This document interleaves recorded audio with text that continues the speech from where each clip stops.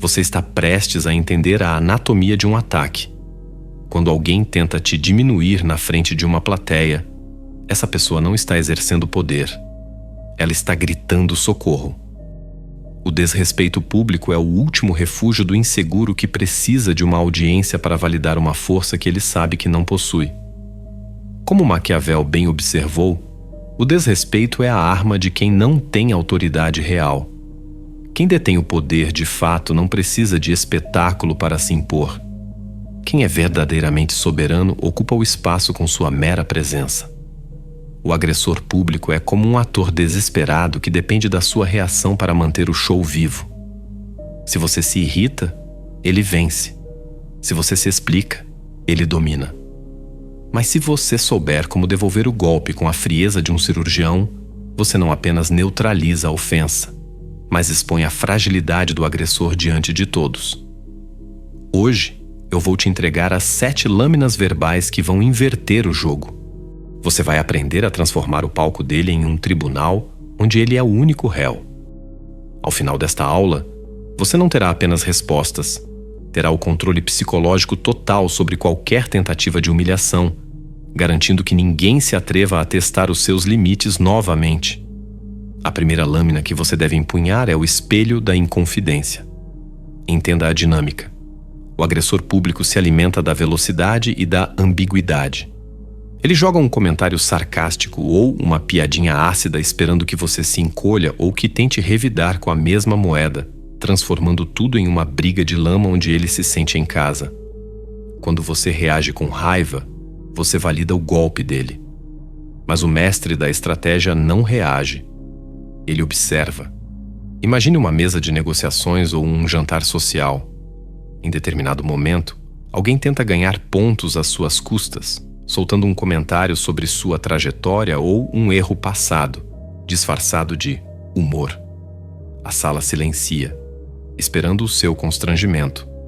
Em vez de baixar os olhos, você encara o agressor. A máscara de mármore assume o controle. Você pergunta com uma calma que beira o desconforto. O que exatamente você quis dizer com esse comentário? O agressor, agora sem o escudo do sarcasmo, tenta se esquivar. Ah, foi só uma brincadeira. Você não recua. Você mantém o olhar e diz: Eu entendi, mas pode me explicar a lógica por trás dela? Quero entender onde está a graça. Essa técnica é devastadora porque a agressão passivo-agressiva depende das sombras para sobreviver. Ao forçar o agressor a dissecar a própria malícia, você traz o monstro para a luz do sol, onde ele derrete. Uma piada explicada torna-se um cadáver linguístico.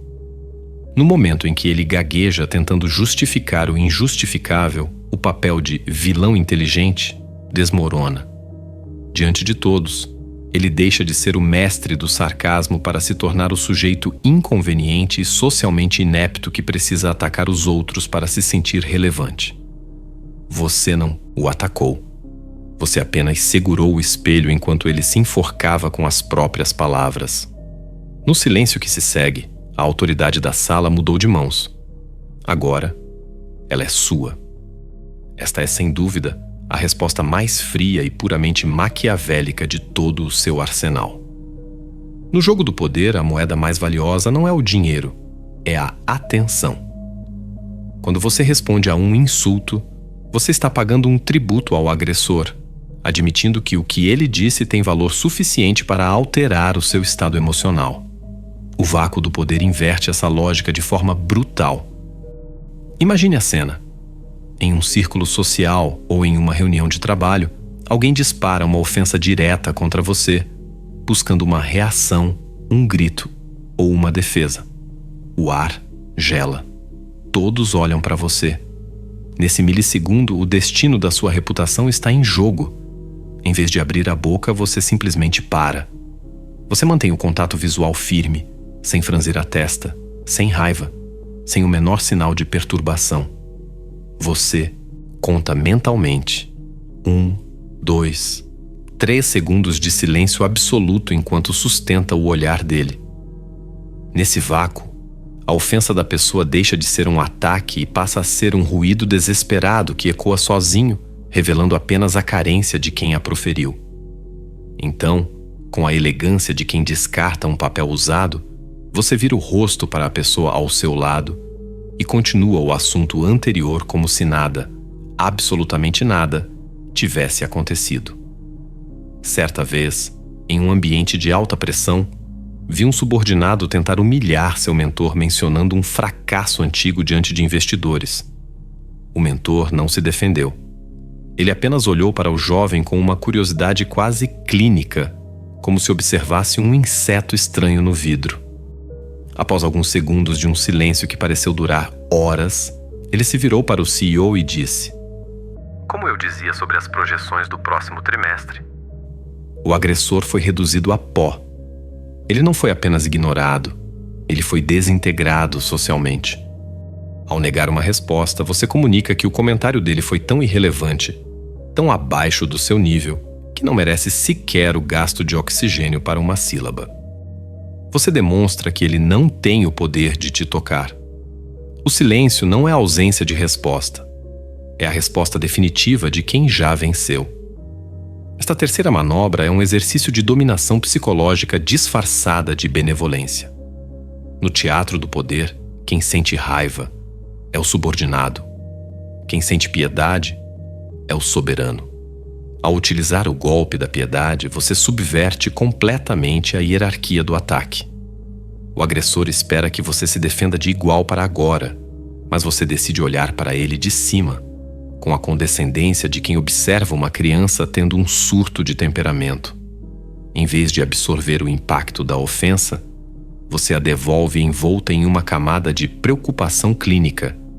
Diante de todos, você inclina levemente a cabeça e diz: "Você parece estar passando por um dia difícil para sentir necessidade de falar assim. Está tudo bem com você?" Note a precisão dessa adaga. Você não está discutindo o conteúdo do que ele disse. Você está diagnosticando o estado mental de quem disse.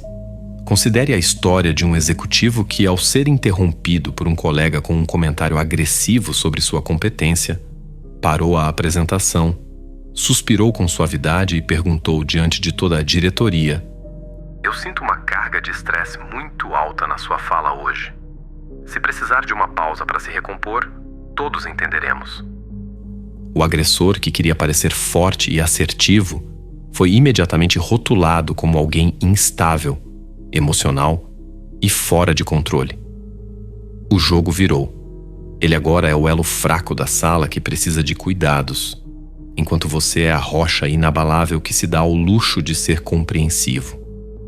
Ter pena de quem te ataca é a forma mais refinada de desprezo, pois você nega ao outro até mesmo o status de ser considerado um inimigo digno. Você o transforma apenas em um objeto de lástima. A quarta lâmina de defesa é o que chamamos de redução ao absurdo. No jogo da influência, a resistência é o que dá força ao ataque. Imagine uma parede sólida. Quando você joga uma bola contra ela, a bola retorna com a mesma intensidade. Mas se você joga essa mesma bola em um pântano, ela simplesmente afunda, sem barulho e sem impacto. Quando você tenta se defender de uma crítica pública, você está oferecendo ao agressor a parede que ele precisa para que o conflito continue. Maquiavel ensinou que um príncipe sábio não deve desperdiçar sua virtude em batalhas que não trazem glória. Ele dizia que as injúrias devem ser feitas todas de uma vez, mas também entendia que lutar contra o irrelevante é uma forma de submissão. Se alguém tenta te diminuir dizendo, por exemplo, que você é lento demais, a sua tendência natural é provar o contrário. Não faça isso. Em vez de lutar contra a crítica, concorde com ela de forma exagerada e desinteressada. Responda: "Pois é, a pressa é inimiga da perfeição, e eu valorizo demais a perfeição para correr. Mais alguma observação sobre o meu ritmo, ou podemos voltar ao trabalho?"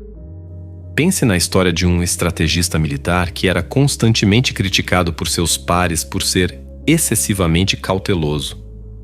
Em um banquete, um general rival tentou humilhá-lo diante do rei, chamando-o de covarde disfarçado de prudente. O estrategista não se alterou. Ele levantou sua taça e disse: "Sou tão cauteloso que até para ouvir seus insultos eu levo o dobro do tempo necessário.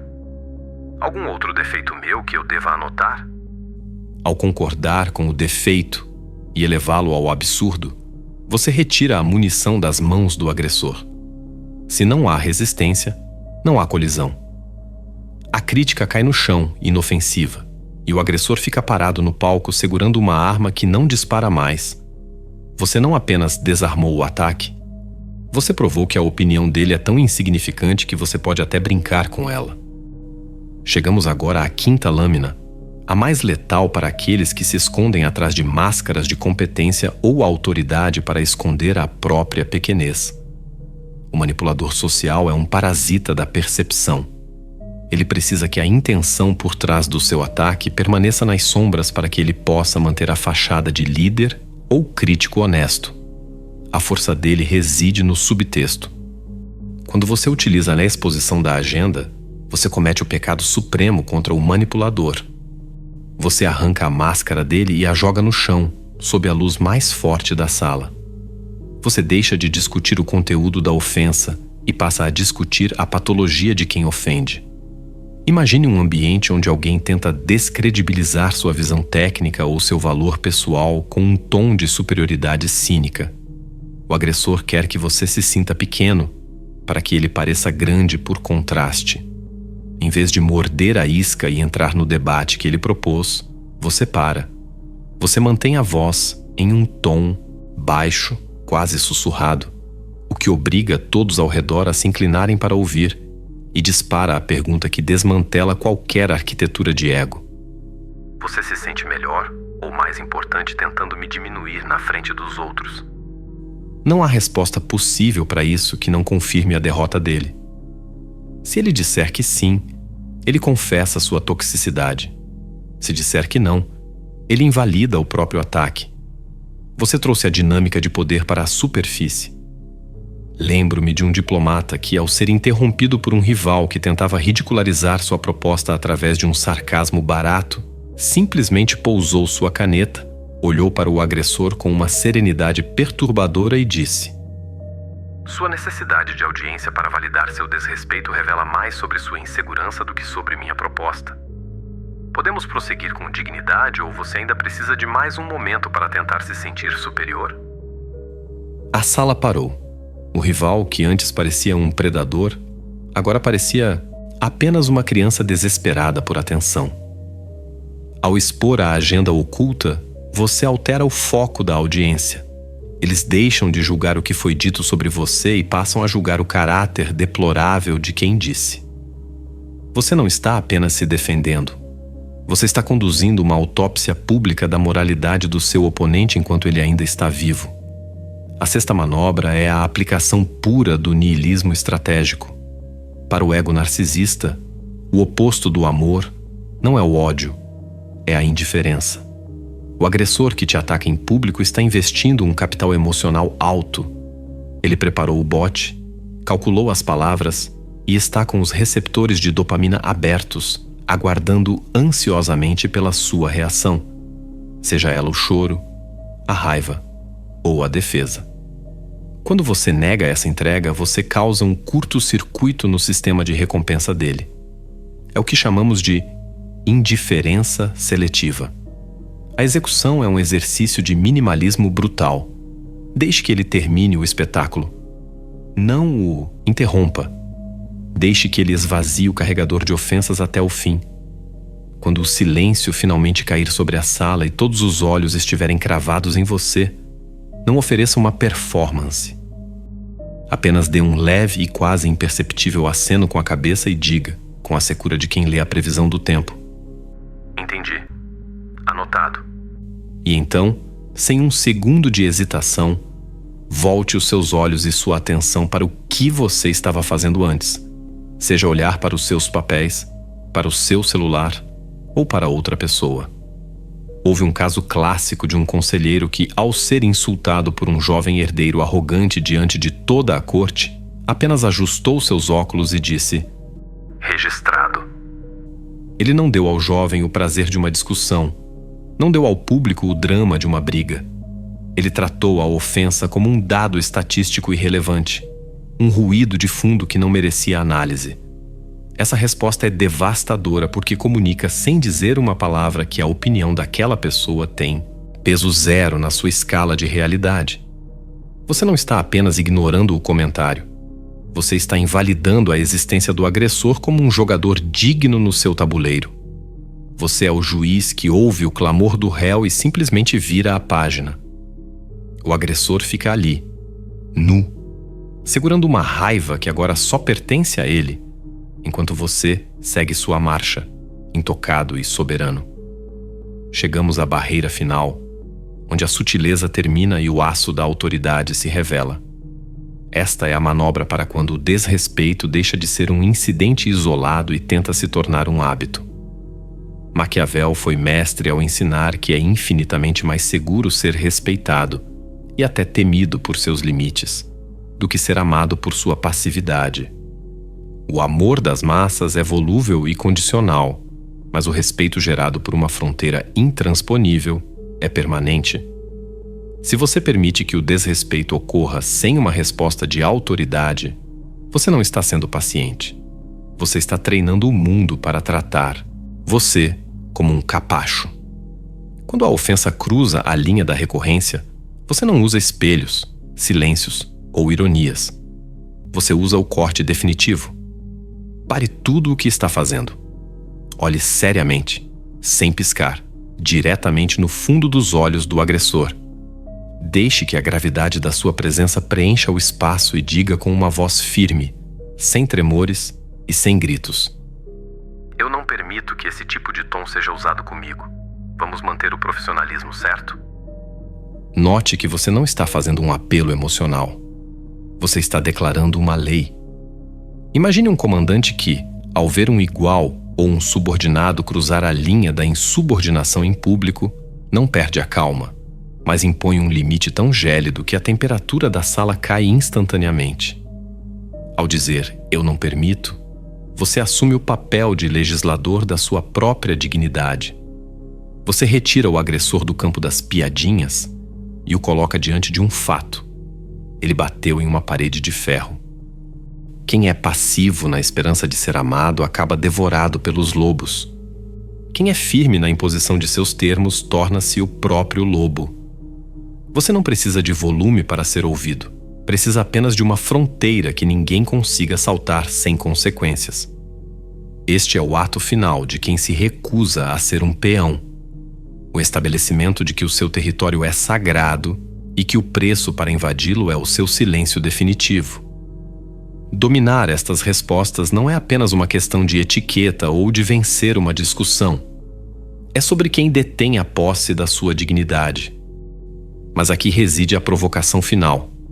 Se você precisa de palavras para se proteger, será que o seu silêncio ainda não é forte o suficiente? O verdadeiro poder não é aquele que grita para ser ouvido, mas aquele que, quando calado, faz o mundo ao redor se perguntar o que está sendo tramado. Se alguém consegue te tirar do sério com uma simples frase, essa pessoa é sua mestre. O dia em que as palavras alheias baterem na sua pele e caírem no chão como metal sem brilho, será o dia em que você terá finalmente alcançado a liberdade. Para você que permaneceu aqui, ouvindo cada palavra, eu te reconheço. Você não é mais parte da plateia que apenas assiste aos espetáculos de humilhação. Você é quem está aprendendo a controlar as luzes do palco. Como um sinal de que você assumiu o comando da sua própria narrativa, deixe um comentário agora com a frase: minha paz não está à venda. Que este seja o selo da sua nova postura. Inscreva-se neste canal como quem sela um compromisso com a própria mente, e ao clicar no botão de gostei, veja o botão de hype se revelar. Eu te desafio a apertá-lo. Não o faça por estatísticas. Faça como um ato de rebeldia consciente. Cada clique no hype é uma mensagem ao algoritmo de que a verdade fria ainda tem voz. É um movimento silencioso de quem decidiu que o conteúdo superficial não é mais suficiente para saciar a sede de poder. Para os raros, para aqueles que, Não querem apenas se defender, mas que desejam governar a própria realidade. O botão de membro é o seu portal. Tornar-se um arquiteto é um ato de compromisso com uma filosofia que a maioria teme. Se você está pronto para o conhecimento que não pode ser dito em voz alta, entre. E para continuar o seu endurecimento estratégico, o próximo vídeo já está esperando por você acima. Ele é o teste de fogo para o seu novo eu. Assista, se tiver coragem de ir além da superfície. Lembre-se, o lobo não perde o sono por causa da opinião das ovelhas, pois ele sabe que o silêncio da noite sempre pertence ao predador.